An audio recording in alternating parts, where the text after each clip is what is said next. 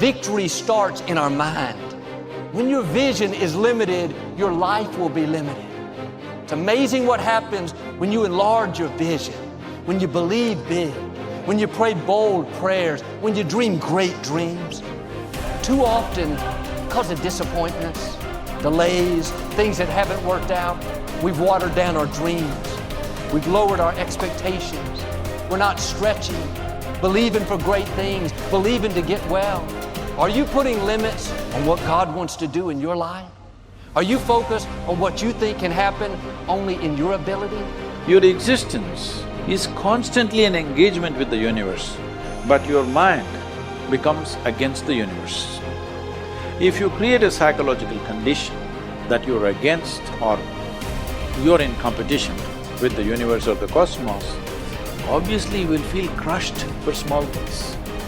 Your default mode is to say, I'm an imposter, I'm a loser, I'm not likable, nobody likes me, I'm not lovable. It has become part of your default mode network. And it's super important for you to realize that just like I could go from being a right-hander and teach myself how to be a left-hander, it is the exact same process for you to go from somebody who defaults to thinking negative garbage to becoming somebody who thinks directly. And just like learning to go from writing with your right hand to teaching yourself to write with your left hand, it is going to be a process, not an event. It is going to require you to switch out of the mode where you automatically grab the pen with your right hand and you direct your thoughts to deliberately grab this pen with your left hand. Things are going well, you're happy. When things are not going well, you're sad. But when you learn how to self-regulate and create more coherence in your brain and heart, then you're no longer dependent on your outer world controlling your mood. When you're inspired by something or someone in your life, you feel the magic. Now's the time to be the magic. What are you going to do? Are you going to let the masters inspire you to feel it, or are you going to strive to be a master? It's your choice. The magic is waiting, not only for you just to feel it, but to be it. Nobody can take this away. The first step is getting completely and brutally honest enough to say, I am tired of myself. When you say I'm sick and tired of being sick and tired, that's the facilitator of change. That's when you're ready to say these words, no more excuses. No more excuses. You know that you have an image of yourself inside. When you stand in front of a mirror, you see a reflection of the physical you. But that's not the real you. You have a picture of yourself in your mind. You know, Dr. Maxwell Maltz wrote a book back around 1960. It was called Self-Image Psychology, Psycho-Cybernetics. It's a phenomenal book. He said it was the greatest discovery of his generation. He was a cosmetic or reconstructive surgeon, and he found he would do work on people. He might have done a nose job or removed a terrible scar. And he noticed that when he did that, there was a phenomenal change in their personality. But he noticed with others, he would make a phenomenal physical change and there was no change in their personality. And that led him to postulate that we have two images. We have the one that's coming back from the mirror, but we've got an inner image. And that inner self-image is literally controlling our life. You will find people that have very poor self-image or low self-esteem. They won't look you straight in the eye. They're afraid to shake hands with you. They're very shy and withdrawn. They go through life hiding from life. They don't like themselves. They don't know themselves. Do you know when a person improves their self-image, they change their entire life? Their income changes, their relationship changes, their health changes. And do you know how you do that? Start studying you. Start to find out more about you. There's something phenomenal about you. Do you know, when I began to study this material 57 years ago, I had very poor self-image. I had low self-esteem. I took dumb jobs. I never earned any money. I never had fun. I had poor relationships. And as I started to study real solid information, everything in my life started to improve. I've got friends all over the world today. I earn millions of dollars.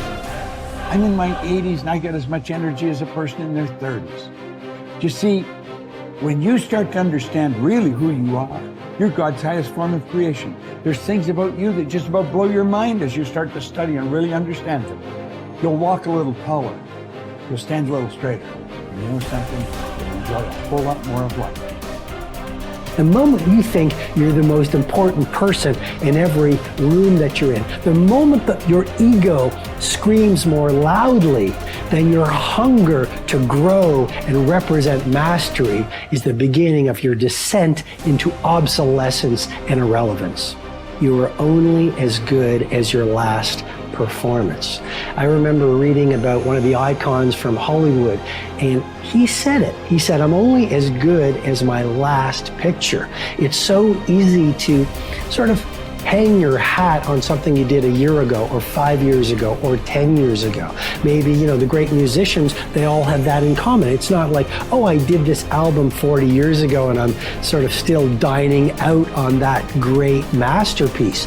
The great ones, the people of great influence, the people of great creativity, they understand that you're only as great as your last performance. The elite athletes I've mentored, this is how they see it. They say, last year's championship performance is this year's starting point.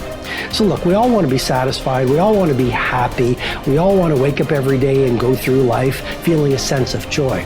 But there is a great danger in being completely satisfied. When I work with the billionaires and the titans of industry and the Hollywood superstars, here's what I notice. They're never satisfied. Now, sometimes if you don't manage that unsatisfaction, you're going to be a very unhappy person. I'm just reporting on reality. A lot of the true titans, it's never enough. They are always dissatisfied. They always want to work their craft better. They always want to have more influence. They always want to have greater impact. They always want to grow their movement. So just remember that first element of this deconstruction.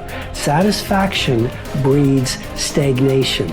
You want to be joyful and grateful, and yet at the same time, you never want to lose the fire in your belly to be better, to materialize more of your primal genius, to offer value to more people, and to grow the very thing that you do. So, worrying about whether something will or will not happen is not only completely futile, and what is now being discovered by science, actually adds fuel and power to that thought, making it potentially more likely to occur. Not all of your thoughts have the capacity to change your world. Only the habitual ones, or those that are fueled by emotional intensity. Most people meander through life, ending up in a career because of chance, not choice, and are not that passionate about anything. Therefore, they fail to engage this force in any way other than stressing about their credit card bill. It is the addition of emotion to thoughts that give them their power. How that happens, we don't really know yet. Although how the brain deals with emotions may hold a clue, for a long time it was assumed that emotions arrived after thought. It was believed that when sensory signals reached the brain's translator, the thalamus, they were then interpreted and sent to the correct department. The signal would travel to the thinking bit, the neocortex, and then onto the feeling bit, the limbic system, where it would initiate an appropriate response. Joseph Ledoux, a neuroscientist at the Center of Neural Science at New York University, was the first to discover that this wasn't the case. There are two little almond-shaped structures called the amygdala perched above the brainstem on either side of the brain. They control emotion. Ledoux's research proved that when signals from the senses reached the thalamus, two signals were sent out, not one. The first traveled across a single synapse to the amygdala, and the second signal was routed to the neocortex for conscious assessment. The result is that the amygdala hijacks thinking and has you springing into action before you are fully aware of what's going on.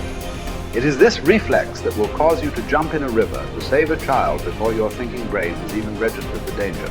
It's also why an emotional outburst often arrives before the brain's engaged. Unfortunately, This discovery illustrates the fact that emotion has direct and powerful access to the subconscious mind. It triggers action faster than logical thought alone, and therefore may be partly responsible for why emotion is such a potent and essential ingredient in turning thought into reality. The more intensely we feel about an idea or a goal, the more assuredly the idea, buried deep in our subconscious, will direct us along the path to its fulfillment.